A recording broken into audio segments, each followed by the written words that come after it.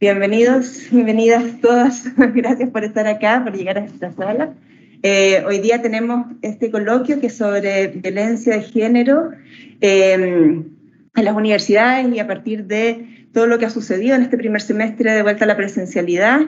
Queríamos tocar este tema y además ponerlo en evidencia respecto a no solo a la teoría y a lo que se ha estudiado, sino que también qué es lo que está ocurriendo en las universidades. Por eso hoy día tenemos como presentadores a María Teresa Rojas, académica de la Facultad de Educación, a Pablo Astudillo, también académico de la Facultad de Educación, y como invitadas a Lieta Vivaldi, Facultad de Derecho, y hoy día también nos acompaña Carla Díaz de la Universidad de Chile, de la Unidad de Género de la Universidad de Chile, que va a comentar en el fondo las experiencias que va a presentar Teresa y Pablo. Y es importante saber que ellos son integrantes del programa de investigación género y diversidad sexual de la universidad. Súper. No, vamos a pedir permiso que el que hable se va a sacar un poquito de mascarilla y luego la colocamos. Bueno, para el público que está por ahí y para las queridas colegas, gracias por venir a escuchar. Como decía la Jimena, Lieta, no sé si ustedes la conocían, Lieta trabaja en la Facultad de Derecho hace un tiempo y Pablo Astudillo y yo formamos parte del programa Género y Diversidad Sexual, donde le hemos estado dando vueltas a estos temas. Y Lieta invitó a Carla Díaz, que es la coordinadora. Carla Ruiz, perdón. Yo soy mi hija. Carla Ruiz, coordinadora del área de asesoría jurídica y género y promoción de derechos de la Vicerrectoría de Asuntos Estudiantiles de la Universidad de Chile.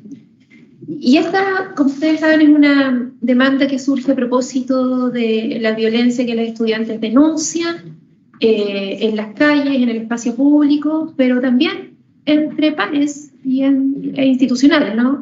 De algunos profesionales, profesores y sobre todo entre estudiantes. Y lo que nosotros queremos proponerles es como un análisis en tres tiempos. Primero, nos hacemos la pregunta, ¿por qué a pesar de que las universidades tienen políticas de género, siguen existiendo funas? ¿Por qué la percepción de los estudiantes es que la violencia no se ha erradicado en las instituciones?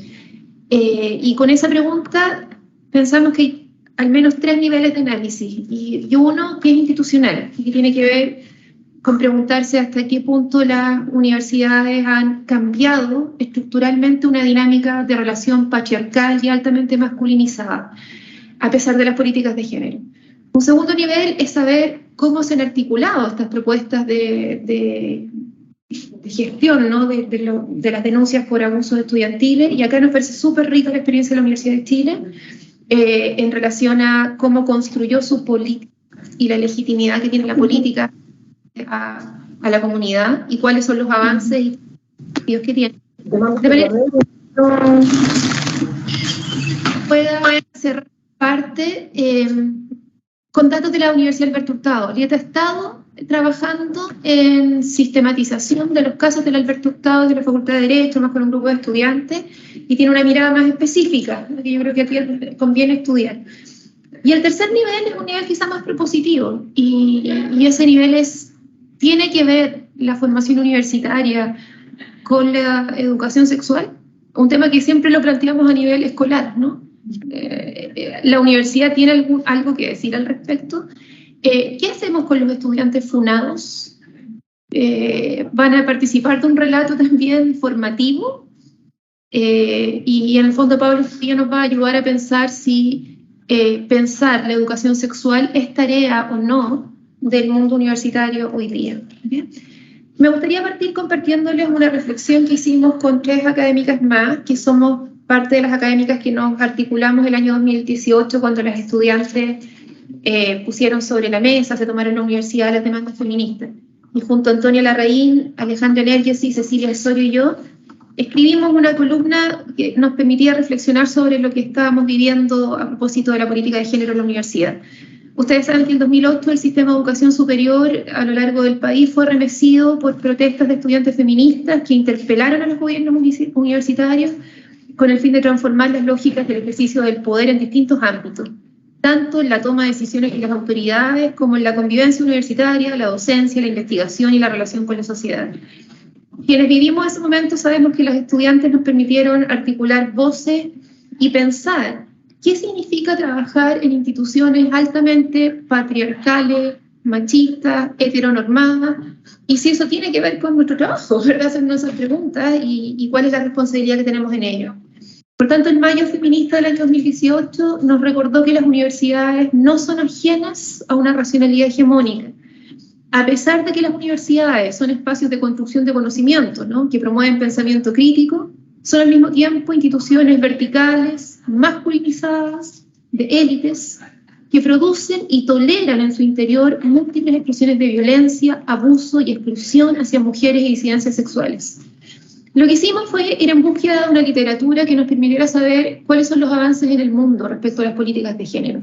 Y nos encontramos con unos meta-análisis que se han hecho en el caso europeo, sobre todo para los países anglosajones, y Alemania y Austria, que para algunos son ejemplos de políticas de género. Y fue bien interesante constatar que en este meta-análisis que revisamos hay un reconocimiento absolutamente de que las políticas de género han avanzado desde los años 90 en adelante, que hoy día hay muchas más mujeres trabajando en el mundo universitario, y que se han multiplicado además los puestos para mujeres en la educación superior. No obstante, realiza la siguiente propuesta, hipótesis de análisis, ¿no? Las políticas de género son contemporáneas a las políticas del New Public Management en el mundo de la educación superior, de la nueva gestión pública o del capitalismo académico en la educación superior. O sea, por una parte, hay una presión por equidad y por trabajar la igualdad de género, pero por otra parte hay miles de estímulos para una productividad académica y una gestión del prestigio académico que en todos los ámbitos y en todos los países revisados beneficia más a los hombres, ¿no? Y desconoce el trabajo que suele recaer en las mujeres, que en general es de más gestión emocional, de más administración y de mucha mayor dificultad en conciliar tareas del hogar y del cuidado con el mundo académico. Entonces, las autoras que pasamos se preguntan, ¿qué termina ganando? ¿Termina ganando una dinámica de políticas de capitalismo académico que promueven una lógica de prestigio individual de tus carreras formativas? ¿O terminan ganando políticas que intentan democratizar las relaciones sociales al interior y dotar de reconocimiento también trayectorias que son diferentes? Y hay consenso, al menos en lo que revisamos, que termina ganando el capitalismo académico. Entonces, lo que sucede finalmente es que ha aumentado el número de mujeres en las universidades, pero no ha aumentado ni su prestigio en términos académicos tradicionales, no ha aumentado su acceso a los cargos de poder y no ha aumentado su participación en las deliberaciones asociadas a decisiones estratégicas al interior de las universidades. Incluso Alemania y Austria, que son dos casos muy emblemáticos. La literatura los mira críticamente porque en Alemania el foco es conciliar la vida familiar de las mujeres con la universidad, pero no preguntarse acerca de las dinámicas altamente masculinizantes de la toma de decisiones. Entonces, lo que nosotros queríamos decir para el caso de la Universidad Alberto Hurtado, que reconocemos, y en el mundo de Chile, ¿no?, que es relevante, muy relevante, que ya casi todas las universidades de Chile tienen unidades encargadas de diseñar políticas sobre disminución de brechas de género en temas de investigación, gestión de la convivencia, protocolización y sanción de denuncias de abuso sexual y laboral, capacitación a los miembros de la comunidad, cambio en los currículos, etc. Relevante, importante, es un avance. No obstante, eso no significa que tengamos un impacto significativo en igualdad de género.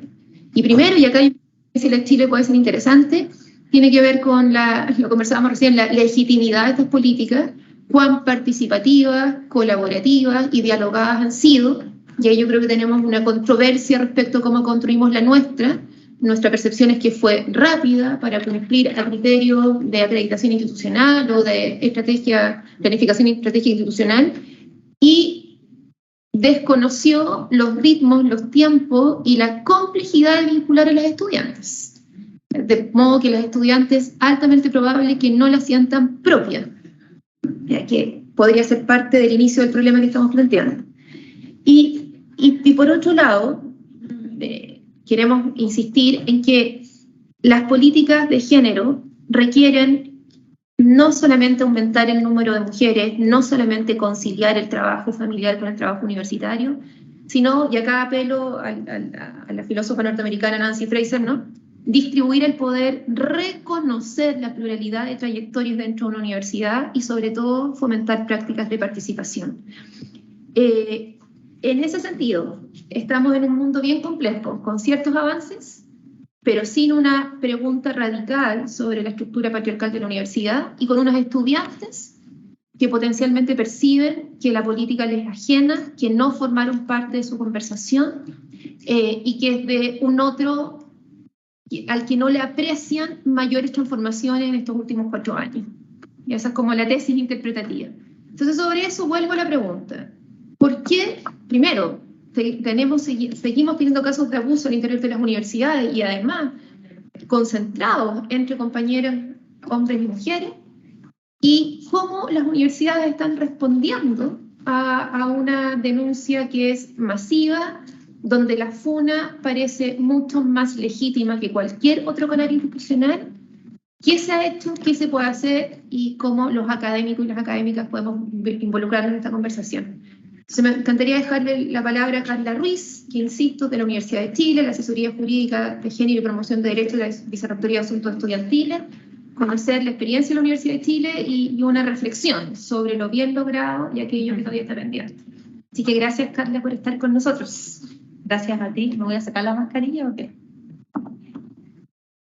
Pero son hartas cosas de reflexión, digamos, a propósito de lo que dices tú, pero cuando estábamos hablando de, pese que hay política, que es la pregunta que suscita el debate, pese que tenemos política, podemos tener normas, podemos tener incluso paridad en muchas instancias, hay una situación de desigualdad estructural que parece que persiste, como si este tipo de medidas no empujaran a lograr el objetivo final.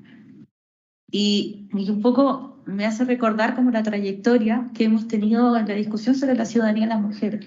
Creo que pasa algo muy similar. Si uno va hacia atrás, la lucha por ser reconocidas como ciudadanas no necesariamente llevó a esa igualdad. Y creo que las luchas de hoy dan cuenta de eso.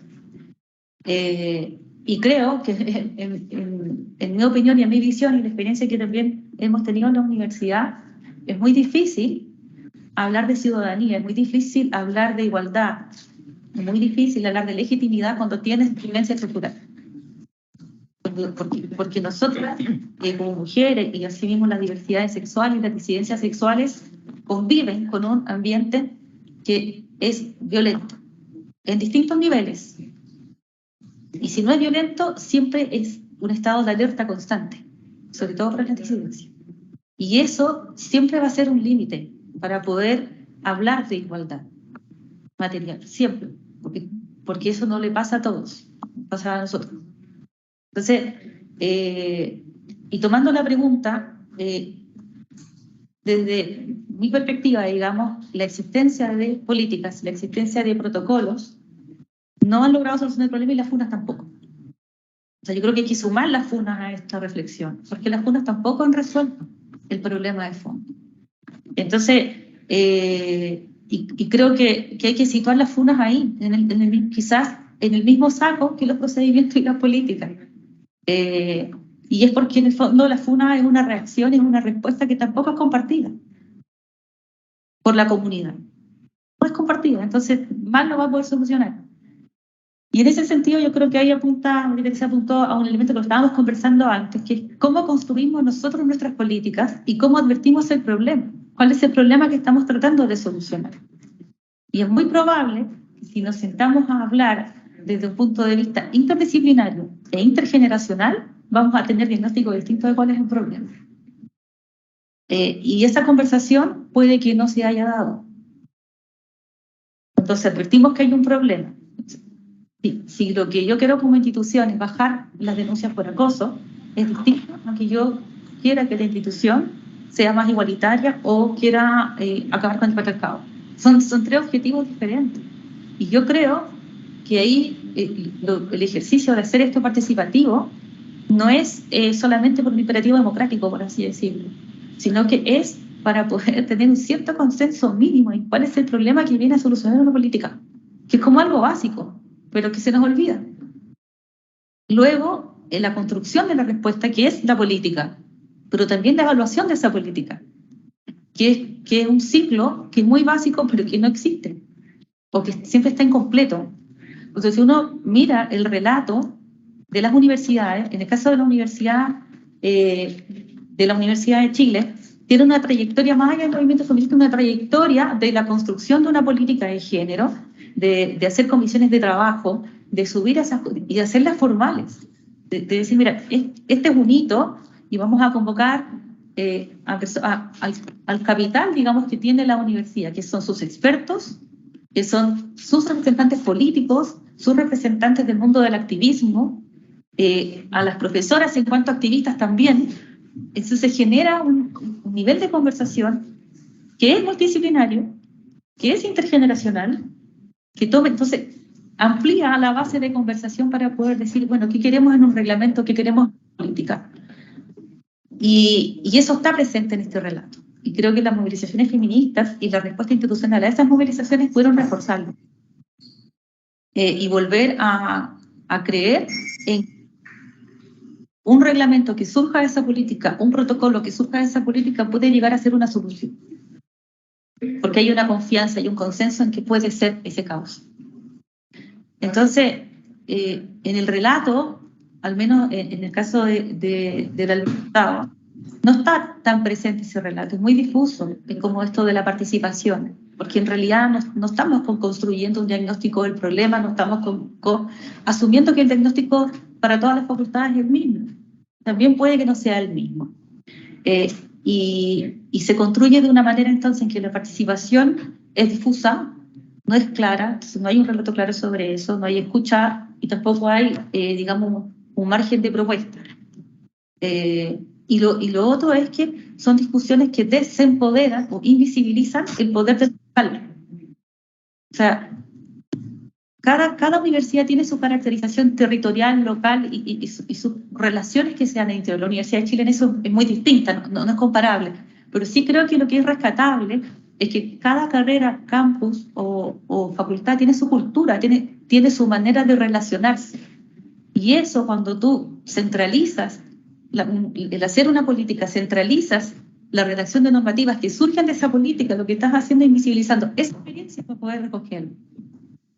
Y porque además deja fuera a los actores locales, porque en el fondo, según entiendo, un protocolo de denuncia que pretende llegar a una sanción que deje fuera a los actores locales, de pronto tampoco va a solucionar el problema, porque está interviniendo lo local y los territorios desde un lugar que es ajeno. Y es como el error en que cae muchas veces, hoy la crítica también se le hace al derecho mismo, que en el fondo se entiende que la garantía de imparcialidad es tomar tanta distancia de las personas involucradas, que sabiendo que hay una asimetría, tomas tanta distancia que se ven iguales. Entonces no te permite ver que hay asimetrías, que hay asimetrías en los estudiantes, incluso entre estudiantes. En la Universidad de Chile, a nosotros nos ha pasado tener casos de estudiantes donde uno de ellos va con un abogado. Y que generalmente es la persona que está sindicada como agresora, y la otra persona no. Y hay una clara desventaja en eso. Y ahí hay una asimetría de base, una asimetría de clase. Y la posibilidad de pagarle a un abogado que pueda seguir y que va a la corte y hace cosas, y la otra persona está con su relato, ahí exponiéndose. Entonces, ¿qué confianza? ¿Cómo garantizamos que cuando se da eso, nosotros lo vamos a visibilizar y vamos a abordar ese tema? Que no basta con tener un protocolo, porque además después hay que ejecutarlo. Y en esa ejecución, o sea, si no cambiamos la mirada, tampoco va a funcionar. Y por eso es la importancia que tiene de este diálogo de co-construir una política, de co-construir una norma, teniendo principios claros, como líneas troncales muy claras sobre lo que se quiere hacer. Que en mi opinión, digamos, y en la experiencia también que hemos tenido, que tiene que tener esta multidisciplinaridad. No pueden ser como los protocolos, no son temas de abogados, no son temas del derecho. Entonces, es también de construir un poco esa creencia en que hay especialidades que se van a encargar de hacer esto y va a ser entendible por todos, porque eso no es así. Al contrario, yo creo que cuando se les deja solo al mundo jurídico el elaborar este tipo de cuestiones, termina siendo muy ininteligible para los estudiantes y constituye una barrera. Entonces, desde esas conversaciones yo creo que son súper importantes tenerlas. Y ahora que la Alberto Hurtado está trabajando en su creo que es sano volver a replantearse esto y cambiar el rumbo del relato para precisamente otorgar legitimidad. Eso es lo que permite de alguna manera recuperar confianzas en un contexto nacional que es de desconfianza institucional. Pero yo creo que el diagnóstico clave no es como una versus como tener como un protocolo o un cauce institucional, porque ninguna de las dos ha sido efectiva ni eficiente y siguen dañando a la comunidad. En los dos casos hay una erosión que no se repara. Entonces la solución es si podemos coincidir que como comunidad universitaria y abordar este tema como comunidad. Y la comunidad universitaria no es que sean 3 estamentos o 4, no sé, o 2, porque ya pensarlo en estamentos hace que la conversación sea, es hablar de experiencias, qué es lo que está ocurriendo acá, qué es lo que estoy yo considerando acá, qué es lo que los estudiantes quieren que se sancione, porque si yo quiero una FUN y quiero sancionar es porque quiero una institucionalidad que lo haga, y lo haga de forma eficiente, y la pregunta es qué es lo que vamos a sancionar y qué son las sanciones.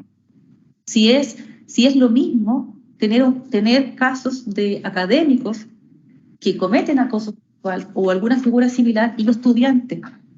Y lo digo porque los estudiantes acá tienen una trayectoria académica, pero también, lo hablábamos, vital. Yo no sé si a un perpetrador estudiante hay que tratarlo igual, digamos, en términos de sanción y de abordaje, digamos, desde el punto de vista de un protocolo, a un profesor. Porque la universidad debe ver con ese estudiante. Tampoco lo puede dejar solo. Entonces, el abordaje es distinto y pretender en un protocolo categorizarlo de la misma manera en que en la figura del agresor metamos todo al mismo saco sabiendo que no, que hay simetría. Entonces, ¿cuál es la función de la universidad en eso? Que un poco yo creo que es un poco el paso a la pregunta que haces a Pablo, como yo digo, a Pablo, que tiene que ver que acá en este íter, este itinerario, no puede haber exclusión. Y la hay en el momento que construye una política sin participación, y no como un cliché, sino que sin participación y sin un relato de participación, sin dar poder a los territorios, y hablo de territorios como los campus y sus interrelaciones y sus opiniones sobre esto, sin darle oportunidad a que podamos entender las cosas desde una intergeneracionalidad. Estamos hablando siempre entre los mismos, en el fondo, estamos entendiendo todo lo mismo. Y lo ponemos en un protocolo y entonces que después el chiquilla que tiene, no sé, 30 años menos que uno, no lo entiende así. El resultado de ese es un síntoma, un acto de rebeldía. Pero no pero es un acto en que se pide algo. Entonces, yo creo que esas son como experiencias que al menos desde el punto de vista de la universidad, no es que lo haga perfecto ni nada, yo creo que es una trayectoria compleja o sea, es complejo evaluarla hoy, pero lo que sí puedo decir es que hay un esfuerzo de darle legitimidad a un proceso, más que darle una legalidad al proceso. Y el problema está en que tradicionalmente muchas veces se apela a la legalidad. Es decir, si yo tengo un marco en que tengo una ley de acreditación o que me van a hacer no sé qué y tengo que cumplir o el sello tanto, no sé, entonces yo hago un check y tengo la política. Y después la política se muere o se queda ahí con una cosa básica y creo una unidad, creo la unidad. Bien, ¿y qué hace la unidad? ¿En qué está involucrada la unidad? Al final, los temas de género surgen. Hay una desigualdad de base que nosotros entendemos que es en base al género. Pero no es cualquier desigualdad. Y eso ya cambia la perspectiva cultural de lo que estamos entendiendo por igualdad. Y el problema está en que la universidad es un lugar, y la universidad, no estoy diciendo solamente los profesores, estoy hablando de los estudiantes también. Empezamos a repetir. Se produce conocimiento, y se reproduce conocimiento. El problema está en que se reproducen hábitos. O sea, ni siquiera podemos no quererlo. Todos tenemos algo de machista por las generaciones que nos tocó y todo, pero El punto es cuando paramos de reproducir esos hábitos y los penalizamos. Y pasamos por encima de la oportunidad de poder cambiar de hábito, de hacer otra repetición. ¿Por qué? Porque el hábito refleja un sentido de una obviedad para mí, una obviedad para ti, una obviedad para todos, porque esa obviedad no está compartida. No es obvio para los otros. Entonces, si no nos sentamos con este que consideramos otro, va a ser muy difícil lograrlo. Y en la universidad yo creo que logramos aceptar un poco este tema de instalar esas conversaciones, acordar normas, acordar protocolos, y si hay que cambian, pedir opiniones, para poder hacer base de legitimidad, que se traduce a una base de sentidos compartidos. De hacia dónde queremos llegar, o sea, incluso bajando expectativas. ¿Vamos a cambiar el mundo con esto? Tal vez no, pero sí vamos a cambiar algo que es muy importante, que es otorgar seguridad en un espacio de práctica, que es lo primero que tenemos que hacer. Después, bueno, sí, a lo mejor no, pero esto es lo primero, porque sin esto ya no va a haber lo otro. Entonces, eso nos permitió, digamos, tener un protocolo que se actualizó, el protocolo en la universidad, que en la época de las movilizaciones feministas se activó bastante, porque todos los testimonios que se dieron en las instancias de toma se transformaron en denuncias que hubo que investigar. Entonces, obviamente fue un periodo de actividad súper importante para la universidad, donde se puso a prueba también el protocolo con plazos como muy ambiciosos. Obviamente los plazos no se cumplieron de investigación. Yo creo que ahí son periodos de ajuste y que tienen un costo, que se dejen de creer en la herramienta porque resulta que está demorando. Pero al menos está la creencia de que estamos en la dirección correcta, que era lo que todos queríamos. Que hubiese un protocolo, que tuviera perspectiva de género, que abordara todas estas situaciones, y que al menos conceptualmente y en los principios estuviera muy claro que el abordaje del acoso sexual se hacía con perspectiva de género, porque puedes no serlo. Puedes tener protocolos de acoso que no tengan ninguna perspectiva de género y que operen, el protocolo también no tenga ninguna perspectiva de género, pero resulta que la demanda está satisfecha. Y es ahí donde yo digo, bueno, es complejo hacerlo, pero la respuesta o el paso 1 me parece que va por la pregunta de la legitimidad y de cómo articulamos, cómo nos articulamos. Un poco lo que pasa acá, como que hay está como la facultad de educación, con la facultad de derecho, con la facultad puede haber otra, y se empieza a articular porque tienen temas en común. Y sus estudiantes también se empiezan a articular porque tienen temas en común. Y por ahí empezamos una conversación que puede redundar en una herramienta que sea más eficaz y que efectivamente baje las funas, pero va a bajar las funas por consecuencia, no porque, digamos, uno les pueda prohibir, digamos, o porque recuperas la confianza, en el fondo, en la respuesta institucional. Y creo que sí, porque en un modelo de universidad que es capitalista, que es también súper feroz, también con los académicos, convive perfectamente a la violencia. Y yo creo que ahí hay una contradicción, que estas mismas universidades que están en un modelo que puede sostener un discurso de igualdad, de no discriminación, también la reproducen. Y es un modelo que además lo incentiva. Entonces, nosotros, de alguna manera que estamos acá sentados, también estamos en esa contradicción al trabajar en el ámbito universitario. Está permeado por una lógica, ¿no?, que es violenta. Y si es violenta y uno quiere mirarla desde los lentes del género, lo vas a encontrar, y vas a encontrar que es más violenta con algunos que otros, y que además permite que conviva esa violencia. ¿Por qué? Porque esa violencia le sirve.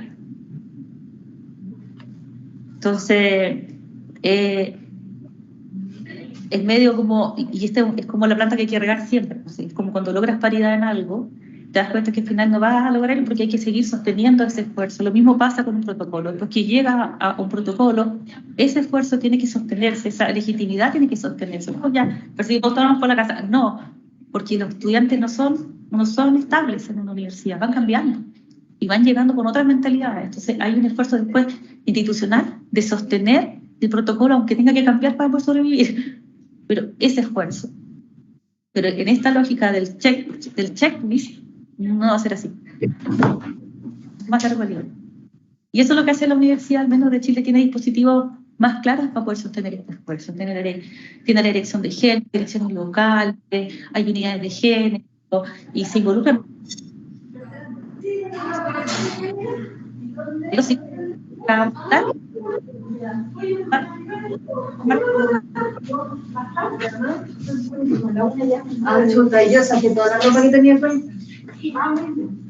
Son un primer paso para poder irradiar esta lógica al quehacer de la universidad. Porque en el mundo ideal debería existir, pero un poco eso. Yo creo que eso lo podría comentar, si por ahora, hablando de la experiencia de la universidad.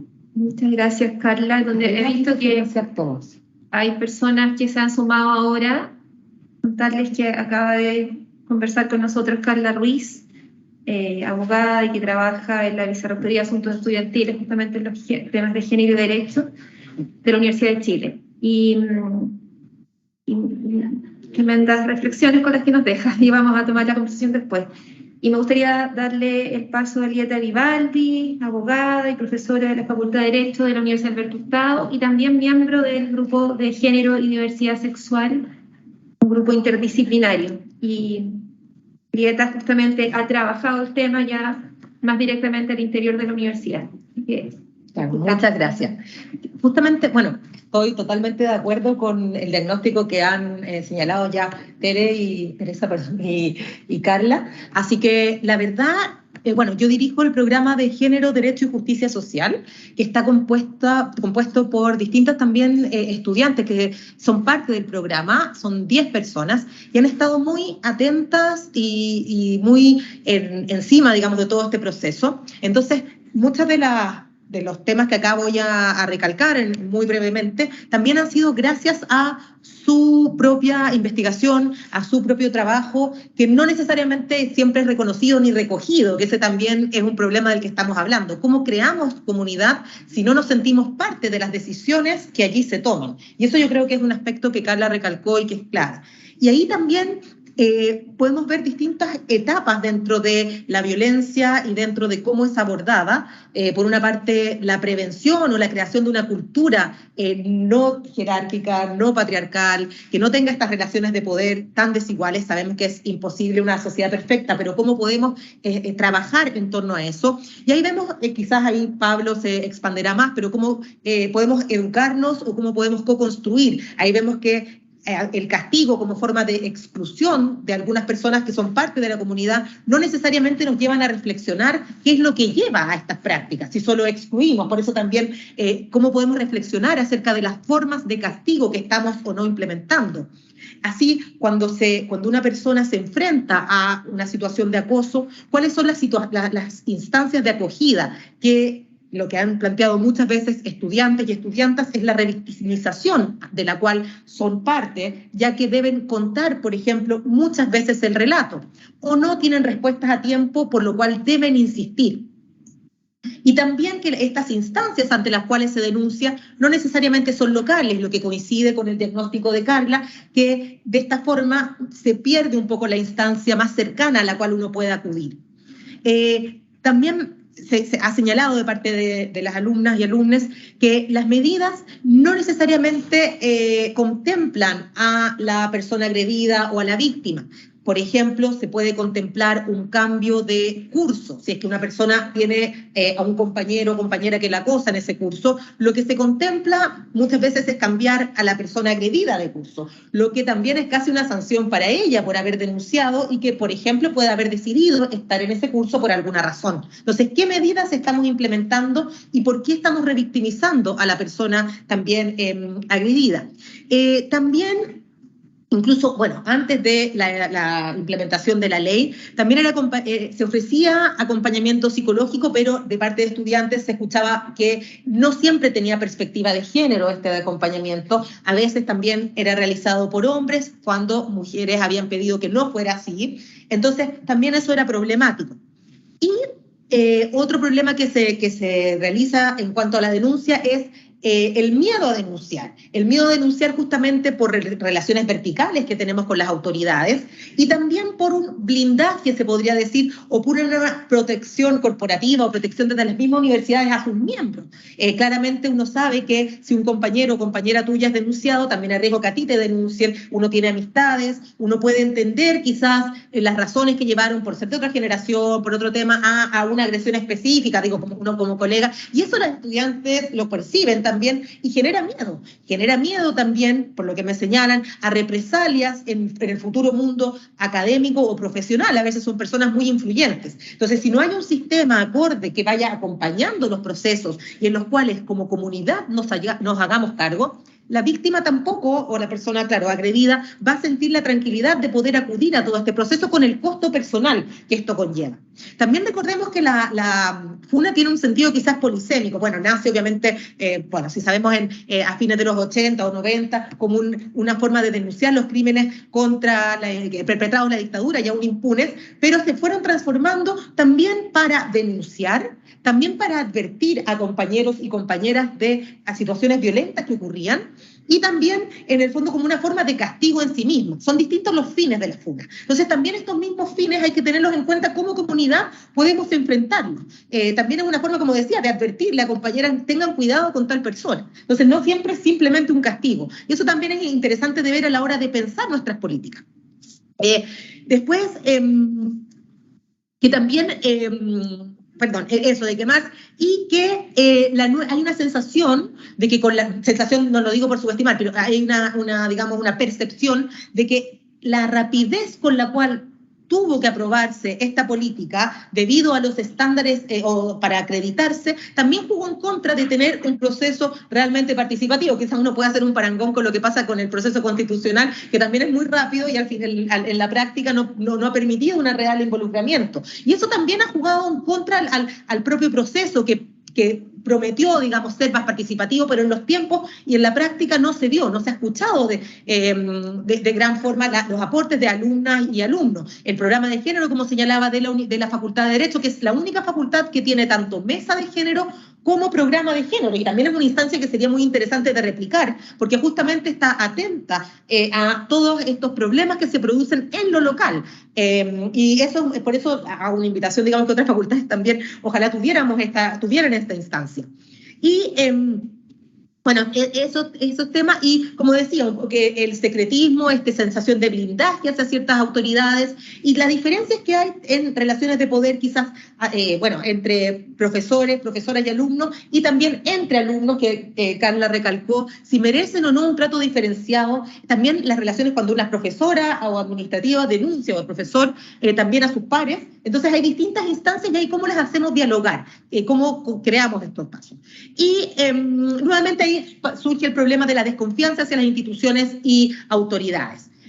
Eso para hacer un breve resumen, y como digo, dentro del programa de género se están estudiando en particular, por ejemplo, los problemas que presenta el programa, los protocolos, la política de género, y también con una voluntad de que se co-construya y para hacer la parte. Y también viendo que hay muchas violencias que están naturalizadas, algunas de ellas, por ejemplo, el ya no cerrar la puerta al tener reuniones con alumnas, se utiliza, pero casi como una forma de autodefensa ante posibles críticas, pero no hay una, digamos, interiorización de la importancia que es establecer relaciones de otra forma, de establecer relaciones libres de violencia, de no dar ejemplos, por ejemplo, en derecho penal, que involucren violación de una forma denostativa y que es muy violento para quien la escucha, o no ningunear a alumnos, que todavía son prácticas que están muy anquilosadas, y cómo las vamos cambiando justamente es un trabajo comunitario, más que cancelar, y quizás, y esta es una reflexión propia, y quizás excluir, es cómo incluimos y cómo nos hacemos partícipes como comunidad de conversar y generar diálogos, no solamente avergonzar a la otra persona, sino que también reconocer en conjunto cómo podemos integrarla a una vida libre de violencia y una vida en que todos podamos construir conocimiento y construir diálogo de una forma más igualitaria. Eso. Gracias, Lieta. Muy interesante lo que estás haciendo en derecho, para que lo profundicemos después. Y en esta primera ronda, entonces, terminamos con Pablo Astudillo, profesor de la Facultad de Educación de la Universidad. Y vuelvo a colocar un poco nuestra intención, ¿no? ¿cuál es el compromiso, la responsabilidad formativa para que ya no existan abusos? Las funas existen porque hay abusos, ¿no? ¿Cuál es, como universidad, qué podemos hacer al respecto? ¿Qué pasa con esos estudiantes? ¿Qué pasa con esos estudiantes hombres que son acusados? Bueno, y las relaciones de abuso institucionales al interior de los adultos, también de la otra generación. Y acá, ya desde el corazón de la Facultad de Educación, nos preguntamos qué significaría una educación sexual integral en los espacios universitarios. Así que dejo a Pablo Estudillo para que lo desarrolle. Ya, muchas gracias. Yo creo que por lo que estoy viendo, no se va a ver nada la presentación que traje, así que lo van a tener que hacer a capela, ¿no? ¿Qué no se va a ver? Claro, lo vemos nosotros, pero no sé si la gente que está... Sí, también lo ven. ¿También lo están viendo? Sí, sí, lo ven. Sí, lo vemos. Sí, se Ya, ve. excelente. Súper. Ya. Bueno, muchas gracias por la invitación.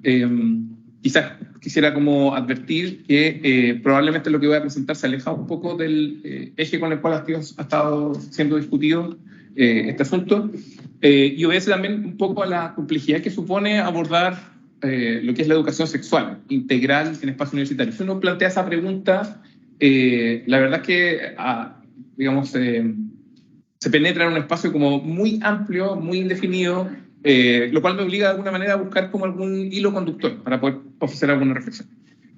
Entonces, y aquí voy a partir como contando una experiencia personal, que es algo que me ha hecho pensar mucho y que a propósito de ¿cómo se llama esto? Comentárselo a otras personas, como que creo que da pie a ver si podemos avanzar en esta pregunta en particular. Y esa es bueno, sé que hay gente que está aquí en esta mesa que ha escuchado esta historia, es digamos, a propósito en una clase en particular, en uno de los cursos que yo tengo que dictar, en el fondo salió a propósito de todo el tema de las tensiones de las políticas de inclusión, empezó a trabajar y salió como ejemplo el tema de los baños, digamos, neutros, género neutral, a propósito de la inclusión de las personas trans y de los estudiantes trans. Entonces, frente a las tensiones que supone la política, por una parte, la intencionalidad de la política y la vivencia de la misma en los espacios cotidianos, una estudiante en particular ahí, en el fondo, dice, mire, profesor, yo entiendo cuál es el sentido de la política de ese dispositivo, pero yo no quisiera que la universidad tuviera baños mixtos, porque en el fondo no me da miedo compartir ese espacio con potenciales violadores. Esa fue su sentencia. Ante lo cual, yo la verdad que como que me sorprendió la respuesta, no me lo esperaba así, digamos, así tan como próximo en la reflexión, pero me quedo dando vuelta en términos de decir como, bueno, frente a eso que enuncia esta estudiante y que de alguna manera desnuda algunos de los límites que pueden tener iniciativas que se supone que están apuntando en esta dirección, en el fondo cómo se desmontan ciertos sistemas binarios, cómo a partir de eso se enfrenta a la violencia estructural de género, ¿qué es lo que se hace con este testimonio en concreto? La estudiante en cuestión no fue más allá, como para yo hacer explicaciones. Yo podía hacerme algunas hipótesis de por qué lo pensaba. Y la conversación que estaba en ese minuto, digamos, comandada por los mismos estudiantes, derivó rápidamente a otras cosas. De hecho, yo he pensado, ¿cómo vuelvo sobre esta pregunta? ¿Cómo vuelvo sobre este evento? Pensaba que hay como dos cuestiones que podían estar como a la base. Uno, ¿cómo se entiende en este caso el miedo que expresa el estudiante en esa sentencia? ¿De dónde viene? Digamos, ahí podríamos movilizar explicaciones estructurales y, digamos, ahí también lo que aporta la investigación, la teoría, etcétera. Pero también, cómo en esa expresión o en ese miedo se construía una alteridad en particular. Evidentemente, y ahí yo voy a ser bien honesto, mi propia identidad de género me hizo posicionarme frente a esa definición o a esa experiencia, esa opinión, de una manera en particular. O sea, como que esa emoción la sentí, digamos. Entonces, cómo se atiende quizás estas dos cosas. Y a partir de eso es que pienso que se puede ir, ¿cómo se llama esto?, encontrando un hilo respecto al tema de la educación sexual integral, porque evidentemente tratar de responder a esas preguntas nos lleva a esta demanda en particular. Y es cierto que quizás en las últimas semanas, a propósito de todo el tema de la violencia de género en espacios educativos, ha salido el tema de la educación sexual también como algo relevante. Lo particular aquí sería qué pasa en un espacio universitario, como espacio donde, por ejemplo, ocurrió esta experiencia que les estoy contando. Y, bueno, ahí está la frase en cuestión, ¿cierto? Como la síntesis, me da miedo compartir el baño con potenciales violadores. Quizá yo quiero aquí como tratar de responder esas dos como cuestiones, ¿cierto? Cómo se podría eventualmente atender al miedo que movilizaba este estudiante, cómo se podría atender a la construcción de alteridad que está expuesta en esa frase, a partir de tres cosas. Uno, ¿Qué es lo que es la educación sexual integral? ¿Cómo podríamos eventualmente entenderla para efectos de lo que estamos discutiendo acá? Segundo, ¿qué es lo que hacen las universidades actualmente en relación a este punto de la educación sexual integral? Y tercero, lo que a mi juicio podría ser algunos límites que supone esa manera de actuar, digamos, en la actualidad. Entonces, lo primero, y aquí voy a ser breve, pero en el fondo creo que igual es importante ir a esas definiciones. Cuando se piensa en la educación sexual integral, las definiciones en sí mismas son a veces un concepto que puede ser bien polisémico, en su origen un concepto bastante como conservador, cuando las primeras enunciados son lo que es educación sexual integral, la idea de valores, ¿cierto? A medida que en el debate se ha ido como construyendo ese concepto y también se han ido estableciendo legislaciones en la materia, podríamos decir que la educación sexual integral más o menos tendríamos que entenderla en función de estos tres ejes, ¿ya? Primero, que va más allá de una perspectiva biológica o científica, que es la que caracteriza, por ejemplo, la educación sexual actual en las instituciones escolares. Es como enseñar biología, reproducción, ¿cierto? Y un poco como el discurso médico en relación a la sexualidad en los espacios escolares.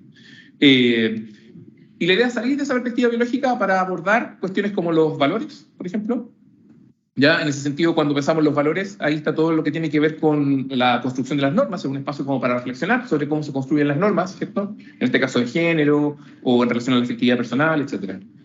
También se sale de lo biológico para ir a abordar actitudes, y en el sentido, en particular con las actitudes, ahí donde hay un foco es particularmente marcado el tema de erradicar los estereotipos. O sea, cuando se piensa que la educación sexual integral tiene que erradicar estereotipos de género, está pensando particularmente en eso, como una distinción actitudinal.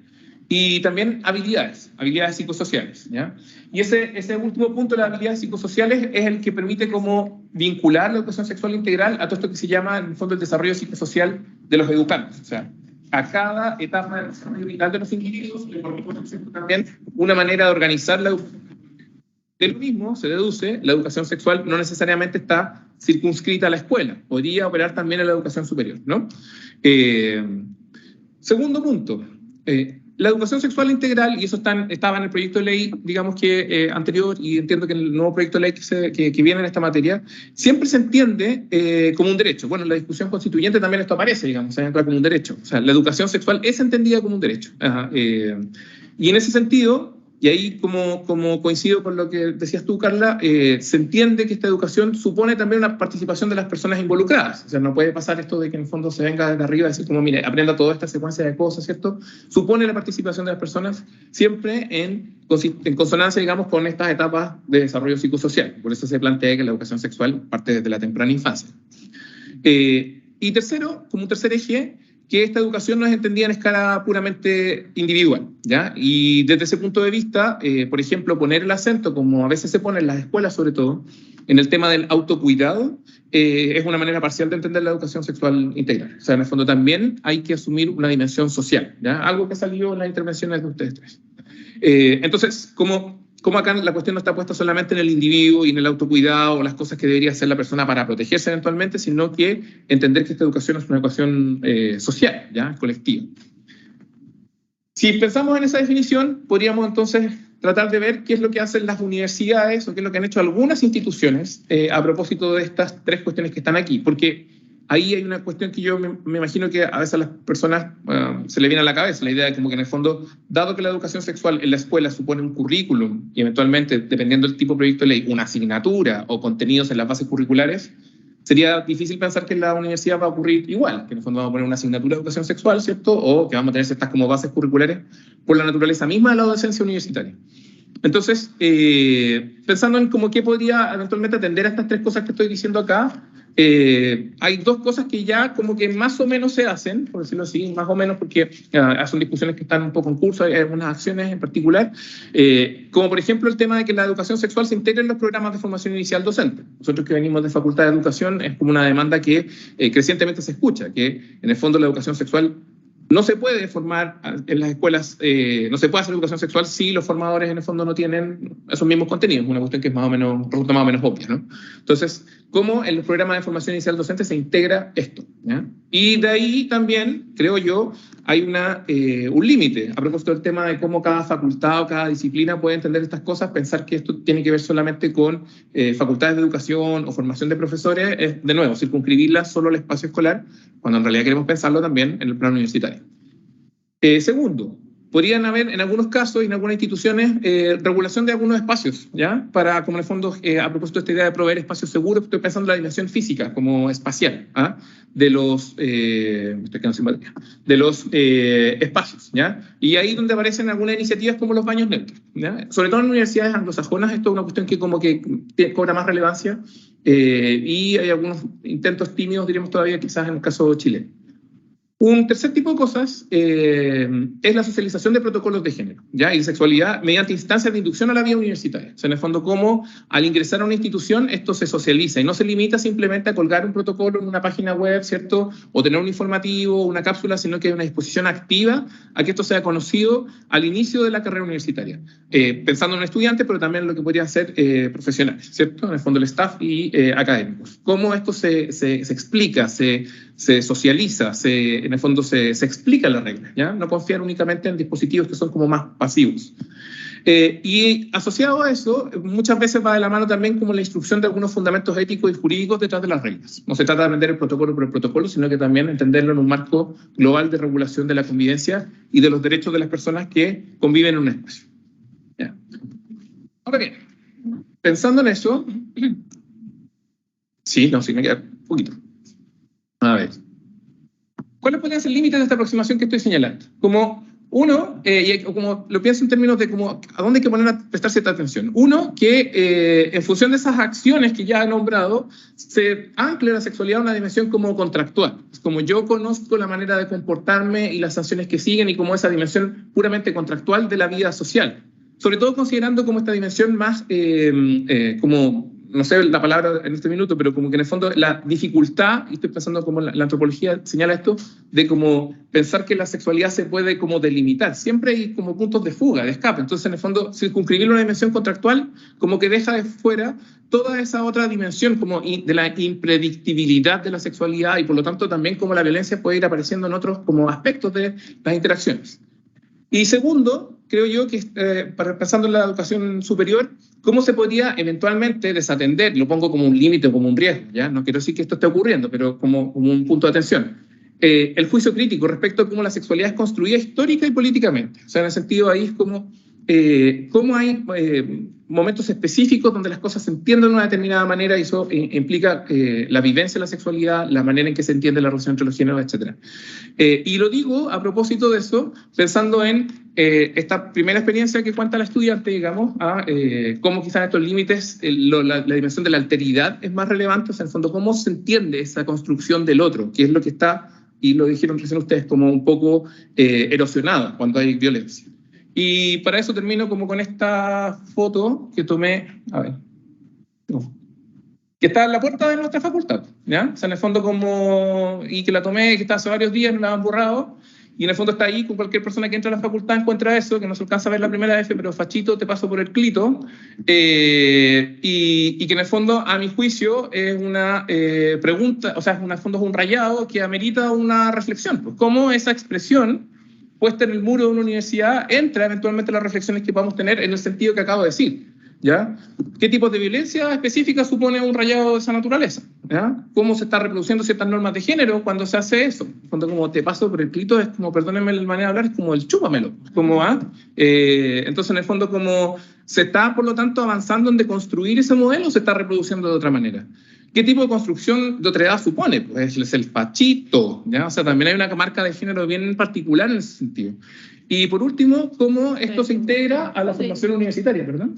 Bueno, o sea, aparte quizás también, pero en el fondo, ¿cómo este tipo de cosas se integran en la formación universitaria? Porque, como digo, es un algo que está ahí, está en el espacio, ¿cierto? Está en la entrada, y cómo efectivamente lo podemos ver, dado que está expresando algo que está ocurriendo quizás por fuera de las denuncias de acoso, de violencia, pero sin embargo están mostrando cómo el género de la sexualidad está. Y educar efectivamente tiene que ver con mirar críticamente este tipo de cosas.